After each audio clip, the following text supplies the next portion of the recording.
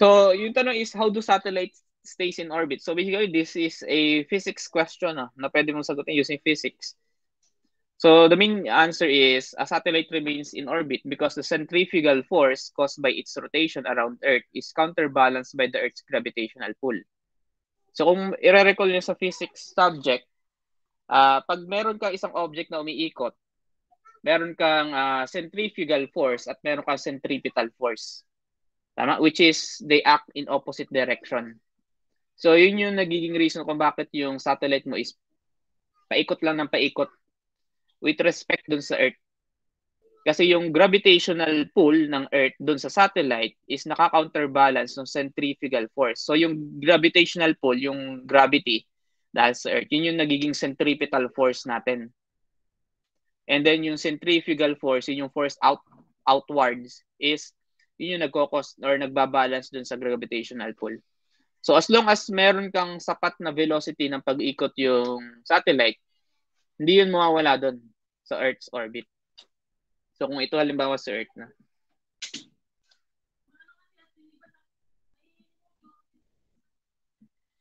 Then may satellite ka na nag-orbit. So as long as ito is merong certain velocity, so meron yang centrifugal force. Which is yung centrifugal force mo, yun yung force outward. Kung ito yung Earth, meron yung force inward. So yun yung centripetal, which is ito yung gravity. Okay, so mababalance lang yan. Kaya patuloy na, kaya hindi nawawala sa orbit yun.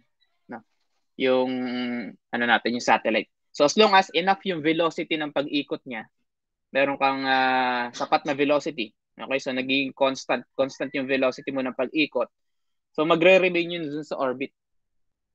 Unless bumagal. Kasi ang satellite, kung nabasa nyo dati, so di ba si Diwata 1 is, ano na siya, wala na, no?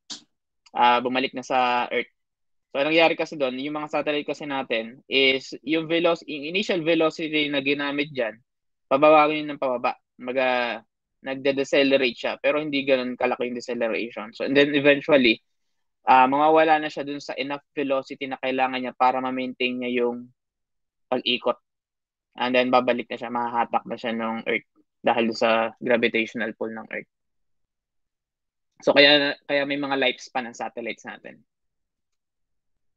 Okay, so there are different terminologies na very important sa satellite communication or sa space technology or satellite technologies. The first one is what we call the apogee. So, and then perigee, we also have major axis and minor axis. Pero yung pinaka-important dito yung apogee and perigee. So pag sinabi nating apogee, this is the point in an orbit that is located farthest from the Earth. So siguro na-encounter nyo din to kapag may mga yung sa Moon and sa Earth, di ba? So yung apogee is ito yung point na sa orbit ng Earth, sa orbit ng satellite na na pinakamalayo siya. Kasi typically yung orbit kasi natin is elliptical. No? And then yung Earth is nandun sa focus ng ellipse. So meron tayong illustration dito sa ayan. So halimbawa ito. So, an example natin dito is Moon. So, assuming na yung Moon is satellite, nag-orbit yan in elliptical path. Yung Earth mo is nasa focus. So, there is a point dun sa orbit, yung orbit natin, na mas malayo siya compared dun sa ibang point. So, ito yung point na yun, na sinasabi niya. No? So, yung apogee mo is yung point dun sa orbit ng satellite na yun yung farthest distance from the Earth. Okay, while yung perigee is yung opposite, yun yung mas malapit. Okay, so ito yung perigee natin kasi mas malapit ito, yung distance na to, compare dito. So this is your apogee. Okay, so ang palatandaan ko nung nagre-review ako, pag apogee, yun yung malayo kasi Mount Apo yung palatandaan. So di ba Mount Apo is the tallest mountain sa Pilipinas. So apogee. So Mount Apo. So ibig sabihin siya yung mas malayo, mas mataas. While yung perigee mas malapit. Okay? So those are the two important terms sa SATCOM. And then another one is the major axis. So this is the line joining the perigee and apogee through the center of the Earth. This is also called line of upsides. Aside sa major axis, this is also called line of upsides. So ito yun. Ito yung line na sinulat ko yan. Okay, so that's the line that joins the apogee and perigee na dadaan dun sa gitna ng Earth. That's the line of upsides or major axis. So while the minor axis is the line perpendicular to the major axis halfway between the perigee and apogee. So yun yung nasa gitna lang. Okay, kung ito yung halfway, so this is your minor axis. So parang sa ellipse, di ba meron tayong major and minor axis. So yun lang din yun. Okay?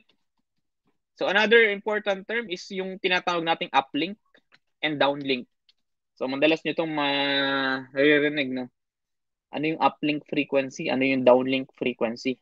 So uplink is basically yung communication link mo kapag yung signal is from the Earth papunta sa satellite or upwards. Kaya nga siya uplink. Okay? So halimbawa, ito illustration natin. Yung signal mo or EM wave is from the Earth station, transmitting Earth station, papunta dun sa satellite. While yung downlink is pababa. From the satellite sa outer space, pababa sa Earth station or receiving Earth station. Okay, so that's the uplink and downlink. So sa uplink, the original signal being transmitted from the Earth station to the satellite, while for downlink, the retransmitted signal is from the satellite to the receiving station. Okay? So, important dito, yung uplink and downlink frequency mo must be different.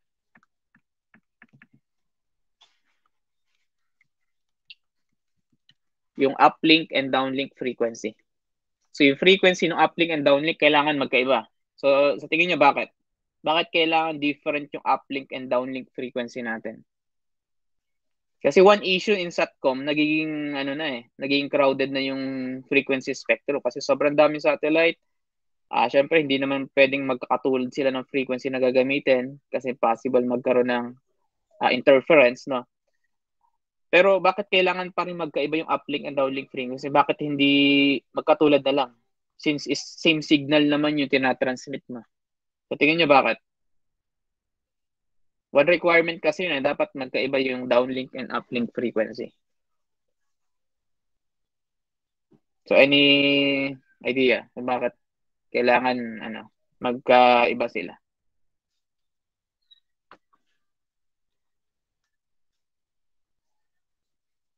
Anyone?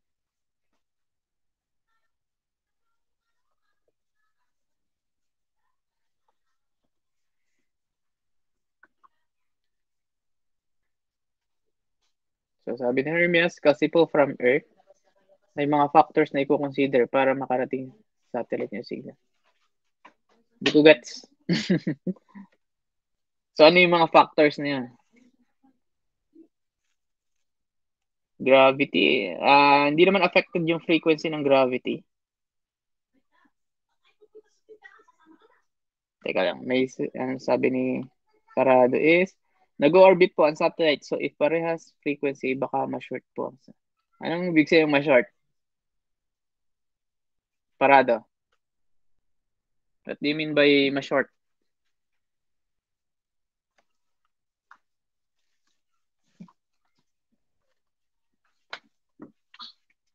So, kay Cristobal, to avoid interference. Avoid interference with,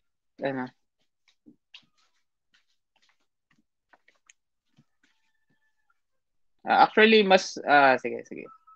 Okay, so more power are needed to transmit for uplink, which means it needed higher frequency.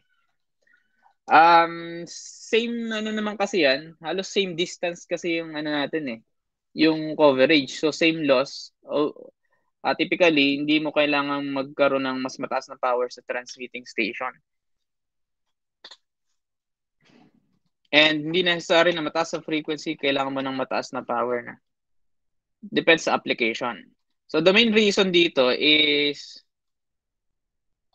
yung satellite mo kasi magkadikit yung So halimbawa, this is your satellite.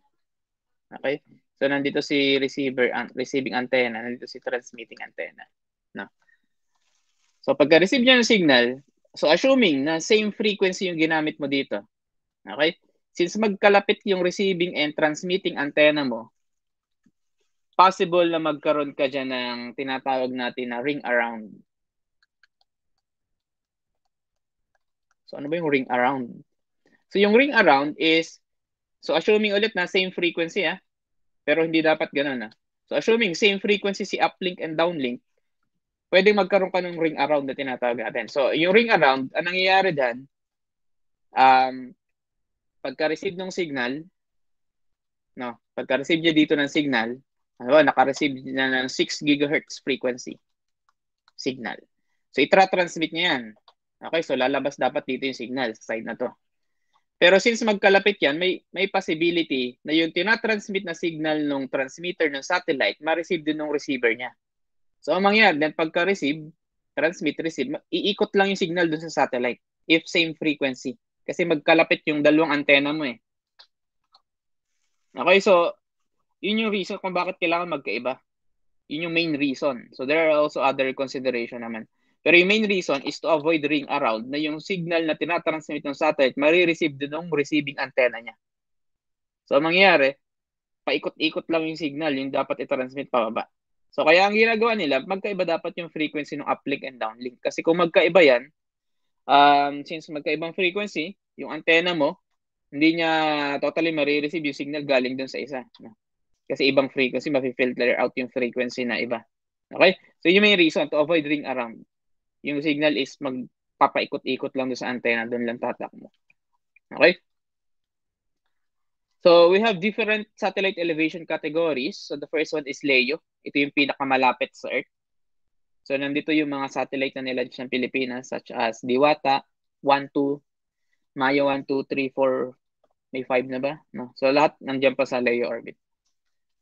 And then we also have MEO or the Medium Earth Orbit and the GEO or Geosynchronous Earth Orbit. So, ano yung pinagkaiba? So, basically, yung pinagkaiba niyang tatlo is kung gaano kalayo sa Earth's surface. So, again, sabi ko kanina, pinakamalapit LEO. Okay, so most LEO satellites operates in the 1 GHz to 2.5 GHz frequency range. And the main advantage of LEO is yung path loss mas maliit. Okay, so yun yung main advantage. So, paano nangyayari yun? Kasi di ba yung path loss natin, yung free space path loss, is dependent dun sa distance ng transmitter at receiver. So, kung mas malapit sila, mas maliit yung path loss mo. So, yun yung main advantage ni LEO. Okay, so that's the main advantage of LEO satellite compared dun sa medium Earth orbit and geosynchronous Earth orbit. Okay? So, they use 1 GHz to 2.5 GHz frequency range. So, for the medium Earth orbit, they operate in the 1.2 to 1.6 GHz frequency band. And they are placed 6,000 miles to 12,000 miles above Earth. For the geosynchronous orbit, or the GEO, they are also called Clark orbit and operates primarily in the 2 GHz to 18 GHz frequency spectrum. And then, yan. So yung orbit nila is 22,300 miles above Earth's surface. So, pero yung in terms of kung saan ba may pinakamadami na satellites, so dito yon sa GEO. Okay, yan yung pinaka in demand na orbit. So bakit kaya?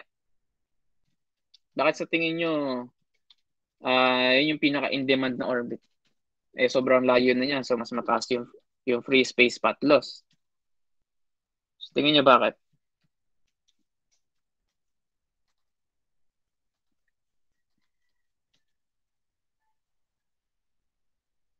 So, mas mahal din pag magla-launch ka sa GEO kasi mas malayo eh. So, any idea?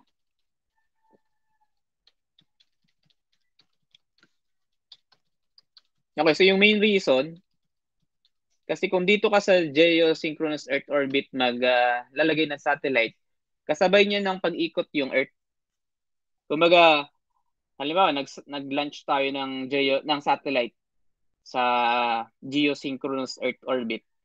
Kung gaano katagal yung isang rotation ng Earth, ganun din niya kabilis iikotin yung Earth.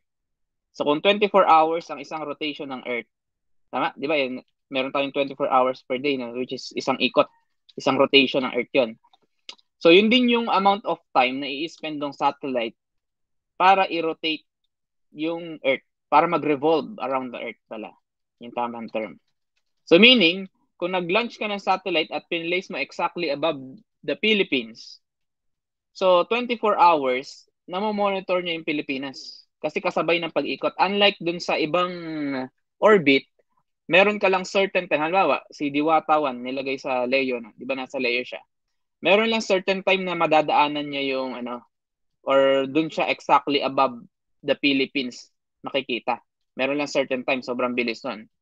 Nalimutan ko na kung ilang beses sa isang araw siyang dadaan doon sa Pilipinas.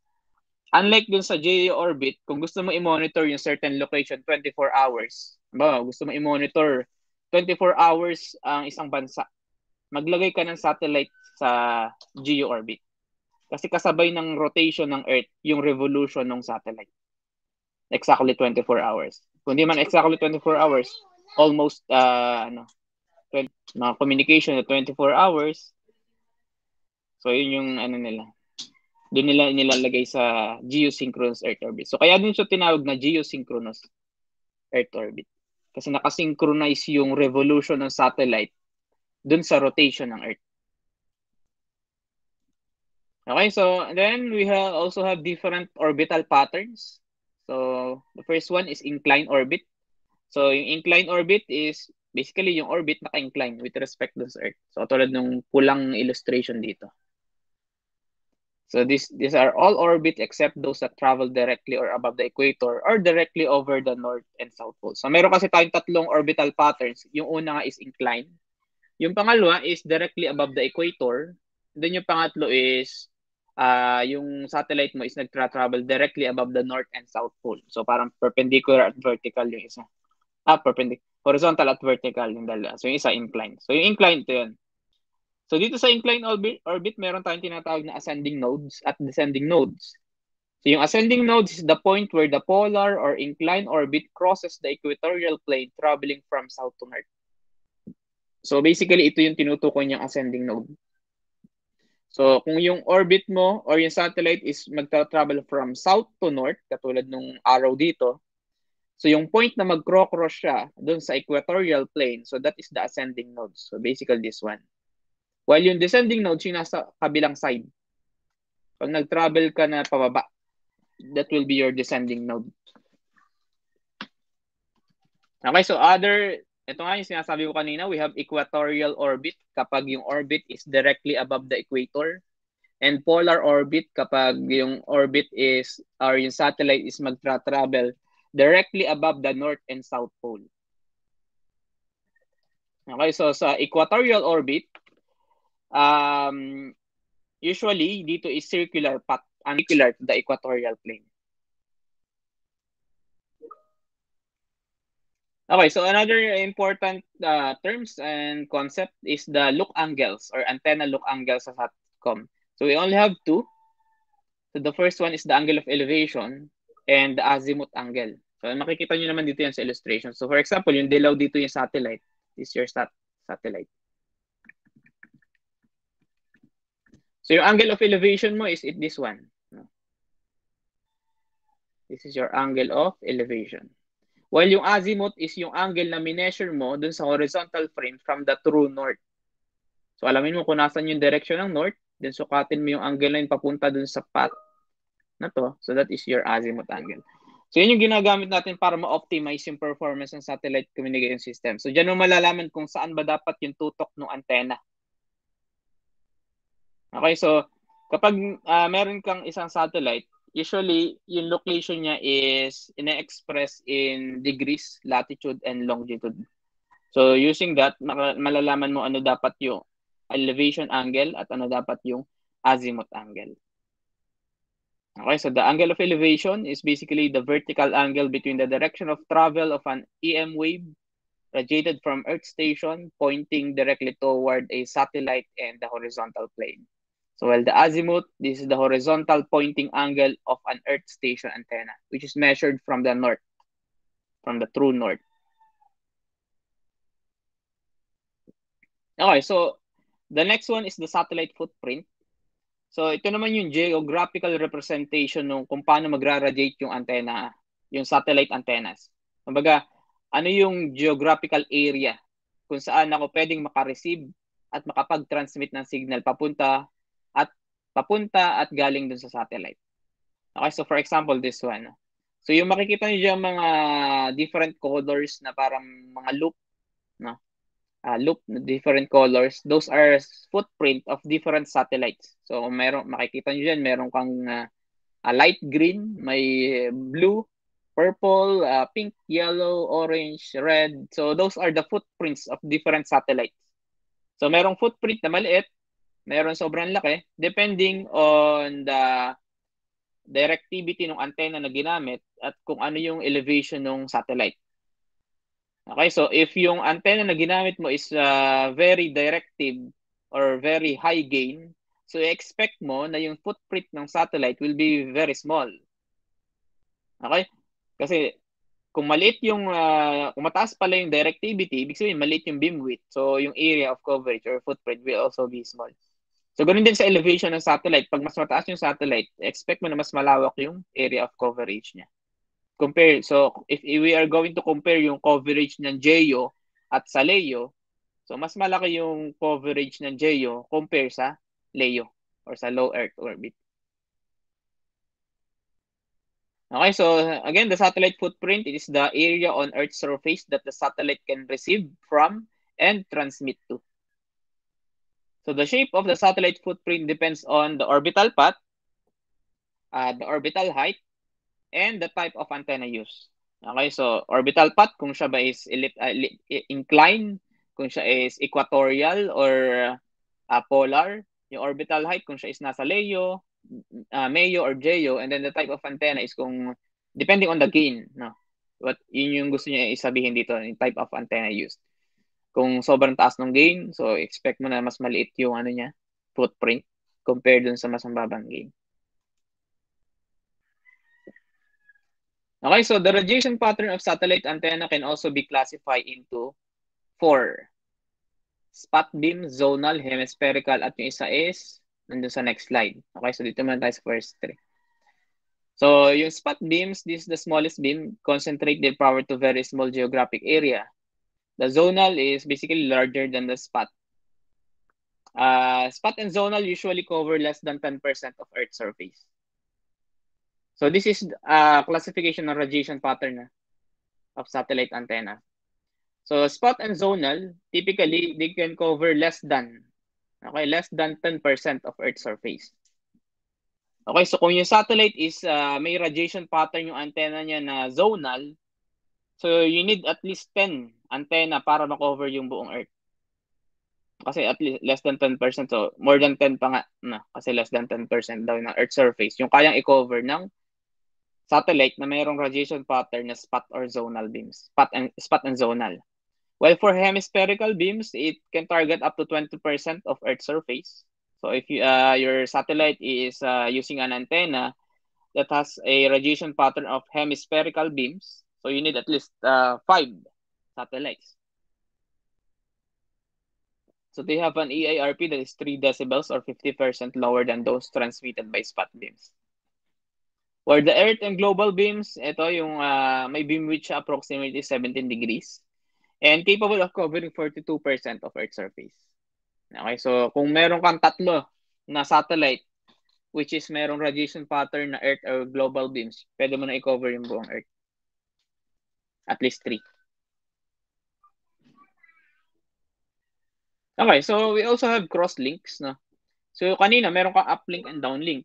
So yung third one is the cross-link. So this is just a link to communicate between satellites. So ito yung communication link that is used by satellite 1 and satellite 2 or any other satellite to communicate with each other. So yung communication link mo is nandun located sa outer space. So yung signal is hindi pupunta sa lupa. Okay, so for example, dito sa illustration natin, yung cross-link mo will be this one. Okay, so yun yung link between SAT1.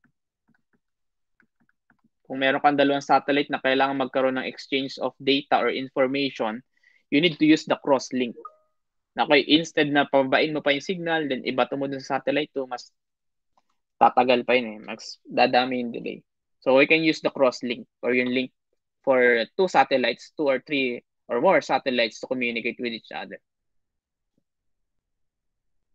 Okay, so we have different satellite frequency band. So ang tawag natin dun is L-band, S-band, C-band, X-band, Q-band, at Ka-band. So meron yung different value for the uplink and downlink. For the L-band, we have the 1.6 for uplink, 1.5 for downlink. So they are all in gigahertz. For the S-band, 2.2, 1.9, C, 1.9 to 6.4, 3.7 to 4.2 for downlink, and so on. So, yun yung typical na makikita mo pag nagbabasa ka ng mga papers about satellite communication. Ini-specify, we're using Ku-band or we are using Ka-band for the frequency. So, malalaman mo na kung ano yung possible frequency range na ginagamit niya. For the crosslink, ang ginagamit natin usually is 54 to 58 or 59 to 64 gigahertz. So, yun yung different frequency range. So, yan. So, kaya pag binanggit na, halimbawa, yung satellite is using L-band, alam mo na ang frequency range na gamit niya for uplink, 1.6, for downlink, 1.5. So, possible yun na mayroong halimbawang certain problem solving, hindi niya nabibigay sa yung frequency, ang ibibigay niya yung frequency band. So, dapat alam mo na kung ano yung equivalent nun. So, halimbawa, we're using S-band for the uplink and downlink. So, dapat alam mo na yung uplink nun will be 2.2, downlink will be 1.9 gigahertz. Okay, so we also have orbital calculation for orbital velocity and orbital period. We can use this formula to calculate the orbital velocity at different distances above the Earth's surface. So for LEO, MEO, and GEO, as long as alam mo kung gaano kalayo yung satellite from the Earth's surface, malalaman mo na ano ba dapat yung velocity ng pag-ikot niya. Okay, yun yung kailangan niya i-maintain na velocity para hindi siya mawala dun sa orbit. So that's the orbital velocity. Okay, so need natin dito will be the distance above Earth's surface in kilometers. And then V is orbital velocity in meters per second. Okay, so the orbital period is the amount of time it takes for a satellite to travel its orbit. So isang ikot. So gaano katagal yung isang ikot? So that is the orbital period. Okay, so example. So find the velocity and orbital period of a satellite in a circular orbit 500 kilometers above the Earth's surface. So una nating alamin ano yung velocity. So to find the velocity, we use this formula. So V is equal to the square root of 4 times 10 to raise to 11 divided by D plus 6,400 kilometers. So square root 4 times 10 raised to 11 over D plus 64 km.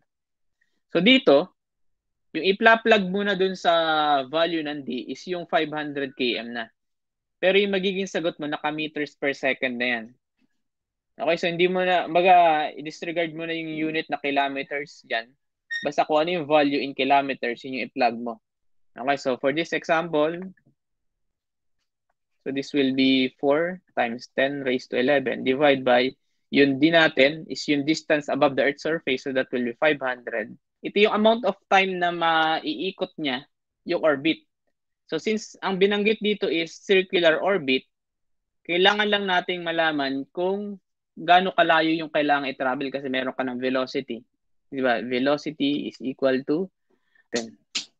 So dito, ang kailangan mo lang, ano yung radius? Ano yung gagamitin nating R?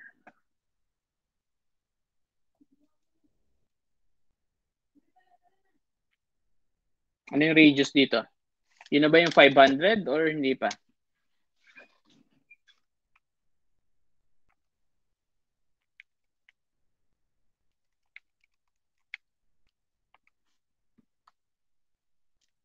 Okay, so ito ha. So i-illustrate natin para mas makita niyo.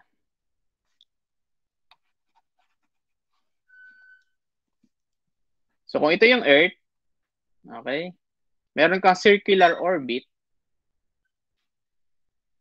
Ayan, hindi siya circular. Gawin na natin circular.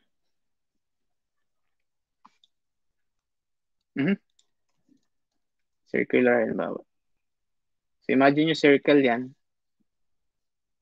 Okay? So, nandito yung satellite na. Ayan. So, yung radius na hinahanap natin dito, isimula dun sa pinakagitna ng Earth. Okay? And then, papunta dito sa satellite natin. Kung yung satellite mo is 500 kilometers above the Earth's surface, ito yung Earth's surface, this is 500 kilometer, kailangan mo pang alamin ano yung radius ng Earth. Kasi kailangan mong i-add yun. So that will be your total radius ng orbit, ng circular orbit. Okay, so yung radius of the orbit will be equal to the 500 kilometers plus yung radius ng Earth. Anong radius ng Earth?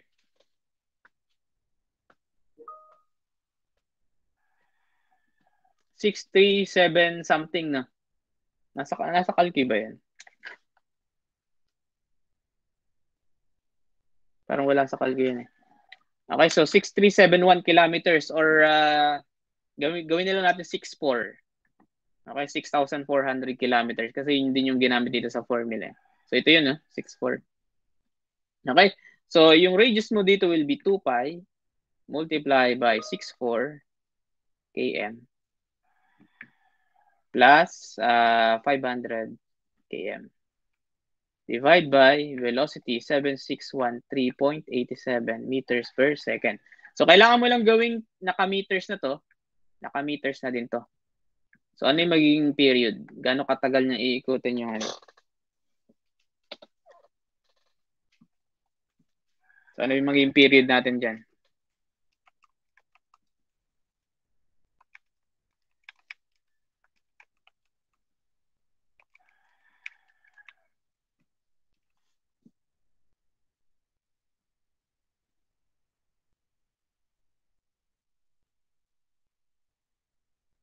So, i-convert nyo sa meters yung kilometers, ha?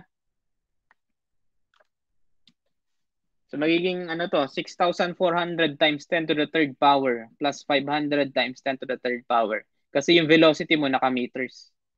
Naka-meters per second. Ayan. So, 5694.08 or 07. Depending kung ano. So, 5694.08 seconds. Okay? So, this will be your period. So, ganito katagal niya iikutin yung ano, yung orbit. So, ilang oras yan? Divide na ilang oras. So, 5 divide by 60 divide by 60. So, 1.58 hours. Bilis, no? Nakaisang ikot na siya. So, sa isang araw, almost more than ilang beses niyang tatamaan yung isang certain location. So, 15 times. So, mabilis yung pag-ikot niya. Compared dun sa rotation ng Earth. Kasi malapit siya dun sa Earth's surface is 500 kilometers. Okay, so for geosynchronous satellite, ito assignment, practicein nyo na lang to, hindi ko na yan. Pero pwede nyo makuha kasi alam naman natin kung gaano kalayo yung geosynchronous satellite. May pinakita ko kanina ng value, which is 22,300 miles, kung di ako nagkakamali. Balikan nga natin.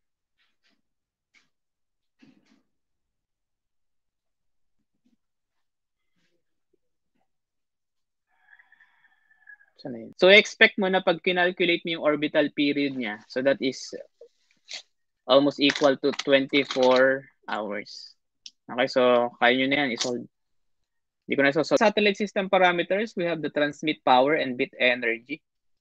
So, it can be solved using this formula. So, the bit energy is the E sub B, which can be calculated using the given formula or using the given equation here. So, E sub B is the energy of a single bit, which is joules per bit. PT is the saturated output power, watts or joules per second. TB is time of a single bit, and FB is the bit rate or bits per second. So, pag pinahanap sa'yo ano yung bit energy or energy per bit, ito yung gagamitin yung formula. Okay? So, yung PT is yung transmit power. Yung T sub B is time for a single bit to be transmitted. Yung FB is the bit rate. or bits per second. So dito, T sub B is just the reciprocal of FB or the bit rate. So sample problem. So for a total transmit power of 1,000 watts, determine the energy per bit for a transmission rate of 50 Mbps. Okay? So hinahanap sa atin EB.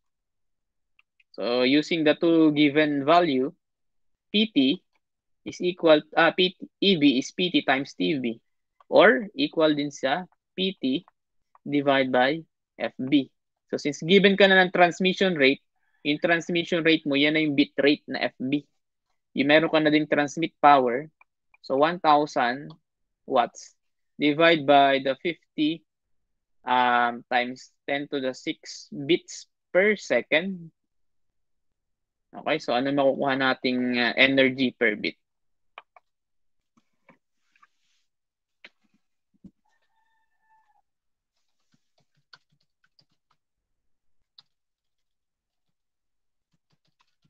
Nasagot.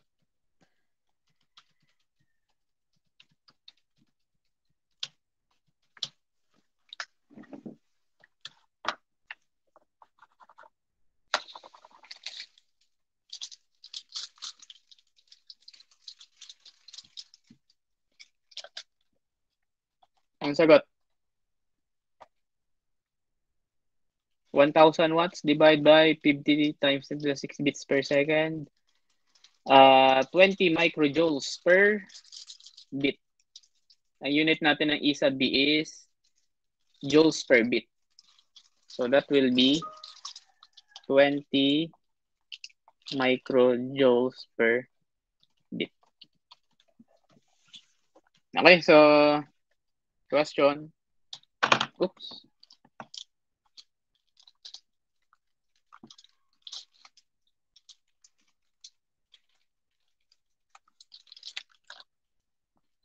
Okay, so next, the effective isotropic radiative power. So ito, review na lang EIRP. So in watts, P in times the gain, or in logarithmic, in dB watts, no?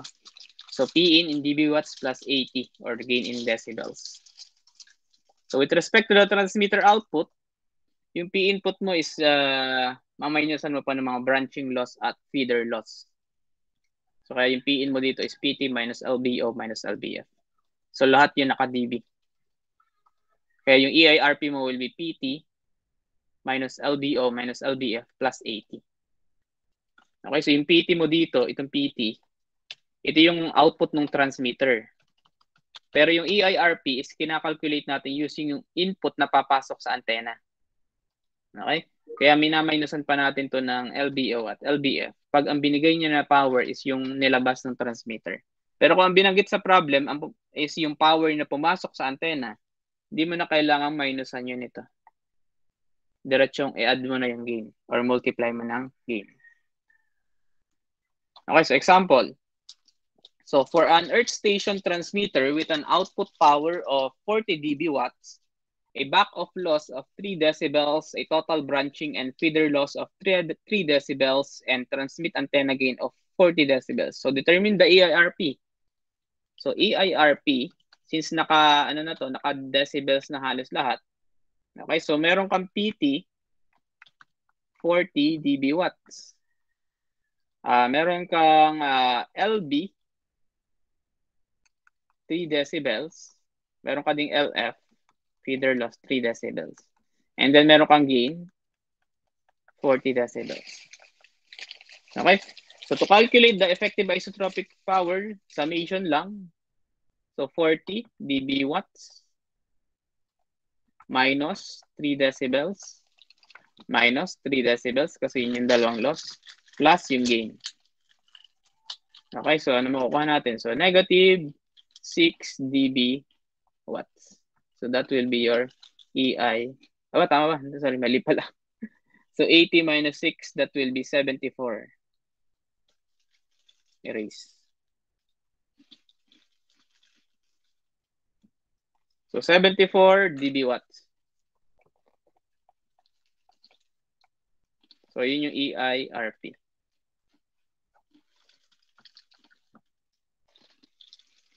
Okay, so next, Equivalent noise temperature. So this is just a hypothetical value that can be calculated but cannot be measured. So ito yung ginagamit natin for expressing the noise contributed by a device or a receiver when evaluating its performance. So the higher the value, the noisy the device. So as much as possible, mabababa natin yung value nito kasi yun yung para siyang numerical value na nag-i-indicate kung gaano ka noisy yung device. So it means the higher the value, the noisy the device. The more noise na mako-contribute niya dun sa signal. So we can calculate the equivalent noise temperature using this formula. T sub E is the equivalent noise temperature in Kelvin. Yung T dito is temperature environment in Kelvin. F is the noise factor, which is unitless. Okay, so for example, so convert noise figure of 4 decibels and 4.1 decibels to equivalent noise temperature. Use 300 Kelvin for the equivalent temperature. So dito ang binigay sa atin noise figure, which is 4 decibels. Noise figure 1, noise figure 2, 4.1 decibels. So meron kang temperature ng environment, 300 Kelvin. So pinapahanap sa atin ano yung equivalent noise temperature ng dalawang noise figure. So ang kukunin mo ngayon dito will be TE sub 1 at TE sub 2. Okay, so using the formula T times F minus 1, T times F minus 1. So F1, F2. Kailangan mo lang kunin ano yung noise factor nito. Ano yung noise factor nito? So paano kukunin yun? From the noise figure, paano kukunin yung noise factor?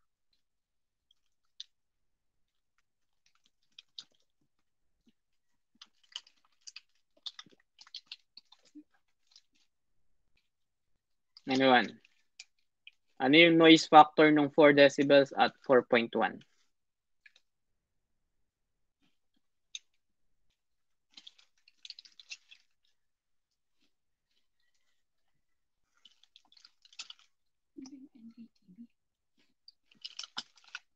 Okay, so wala. So pag kukunin mo yung so yung noise figure, di ba equal lang to sa 10 log F. So yung F mo doon yung noise factor, yung NF mo noise figure. So to get the F, shift log mo lang. So ano makukuha nating F1 at F2? Pa-solve nga daw. Yung F1 ay F1.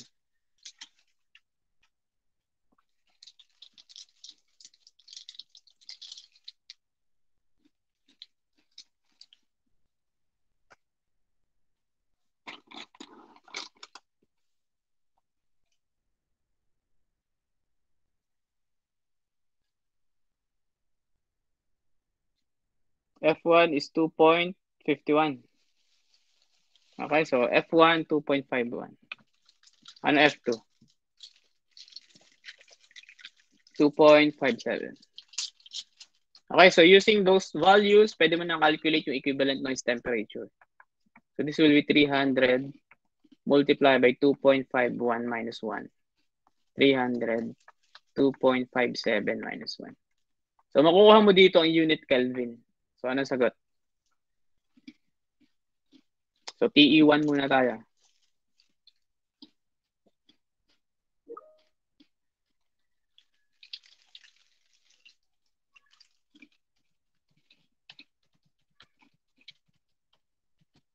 For ano yung TE1? Magkaiba kayo ni O yung iba, ano nakuha para ma-confirm natin kung anong tama dito sa dalawa. TE1 muna, TE1. TE1, 453 Kelvin. Anong TE2? Okay. So 471 TE2. Okay. Kelvin. Okay, so those will be your answers. So madali, no? Madali lang yan, basta example. Okay, so any questions? Yung malamang wala namang question, direct sub lang naman yun eh. So basta alam mo yung mga formulas, isosolve mo yan. Pero sa yung mga ganitong question, lumalabas yan sa sa actual board exam. Yung board exam naman, hindi naman lahat yung mahirap. Siguro probably 40% easy. No? Pabalik sa formula slides. Sige. Ayan. So, formula ng equivalent noise temperature.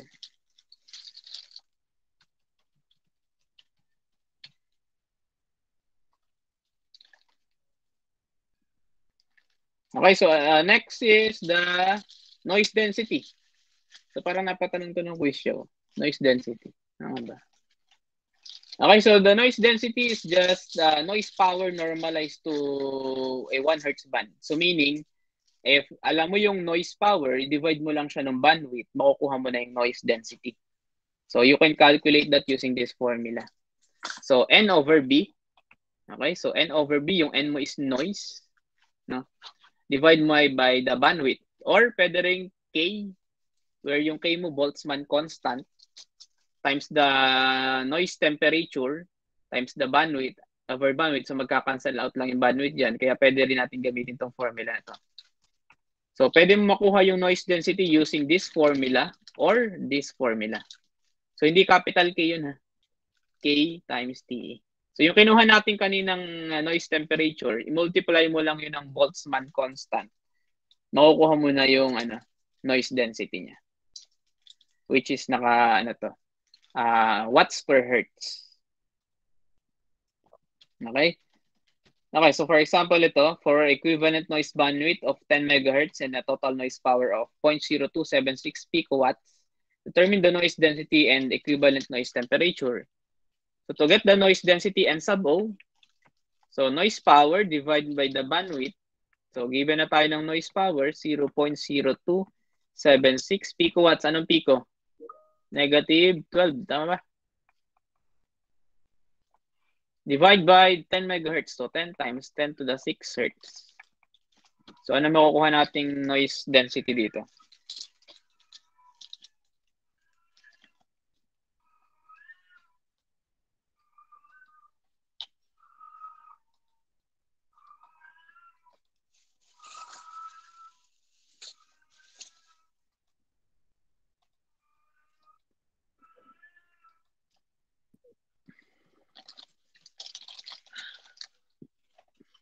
Anong noise density?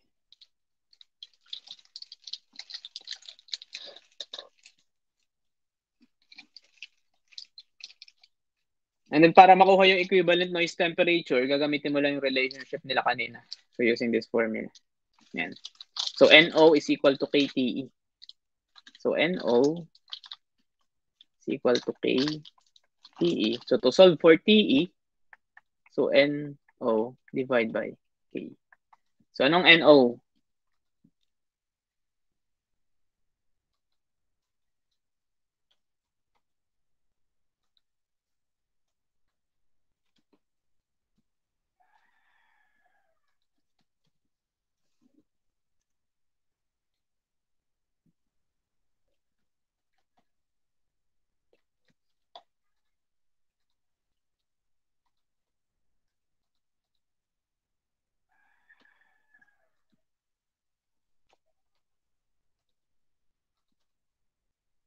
Ano nakuha nyo?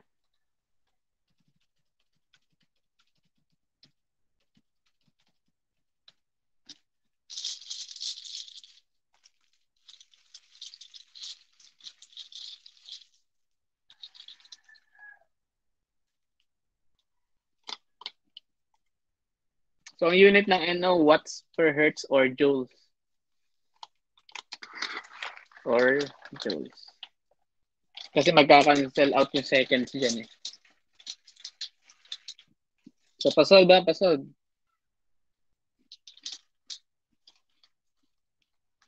.76 times 10 to the negative 21.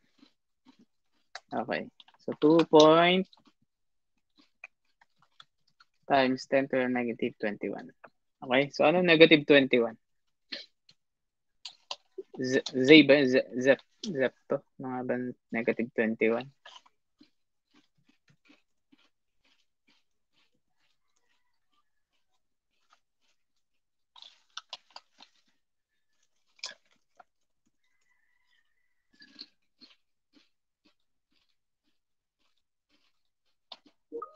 Zepto, tama. Zepto. Zeptojoules. Pwede rin sagot nyo is 2.76 zeptojoules. Okay? So for the PE, ano makukuha natin dito? So 2.76 times 10 to the negative 21 divide by the Boltzmann constant. Nasa calculate nyo yan, yung Boltzmann constant. Anong number ba yan? Shift constant 25. Number 25 sa Casio.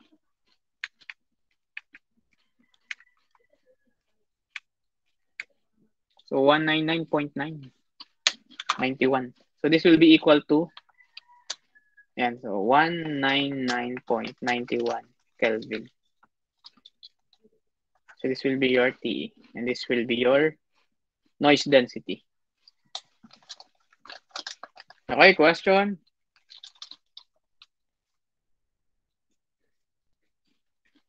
So another one is the carrier to noise density ratio. Okay, so this is expressed using this equation. Carrier to noise density ratio. So basically, i-divide mo yung carrier power divide by the noise density. So yung nakuha natin kaninang N sub O. So in log, pwede natin siyang express using this equation. Pwede mo i-convert ng log yung C over N sub O. Okay, so we also have the energy of bit to noise density ratio. This is the one of the most important and most often used parameter when evaluating a digital radio system. Okay, so this is given by this formula. Okay, so yung mga nanditong variables, yun din yung kanina. No? So yung C is the carrier power, yung B is bandwidth, yung N is the noise power, FB bit rate. Okay, so yung mga kaninang, kaya hindi ko na nilalagay dito, no? Yun din naman yun.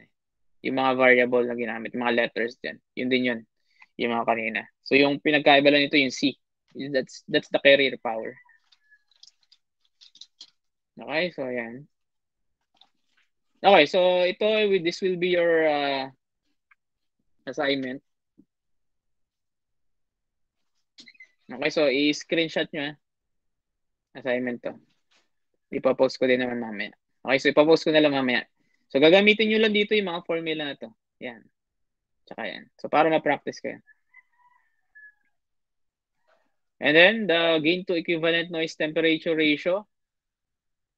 So this is given by this formula.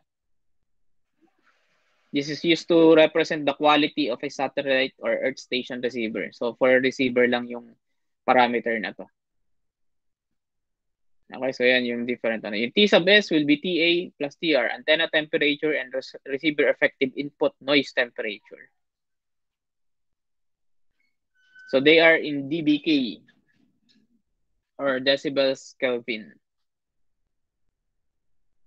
Okay, so for the uplink equation and downlink equation, yan, so i-add mo lang yan minus. So parang ginagawa natin kanina.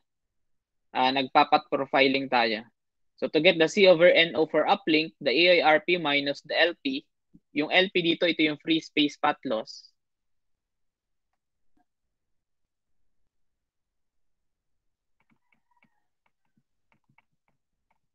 And then plus G over TE. Yung G over TE, ito yung kanina. Yan. G over TE. Minus LU, that's another loss. Minus K, that's another loss. Which binibigay naman yan dun sa problem. So for downlink, halos tulad lang yung formula. No? Pinag-aiba niya lang is for downlink yung mga losses na i-consider mo. Okay, so yan. So kailangan lang naka-decibels lahat or naka-logarithmic yung unit.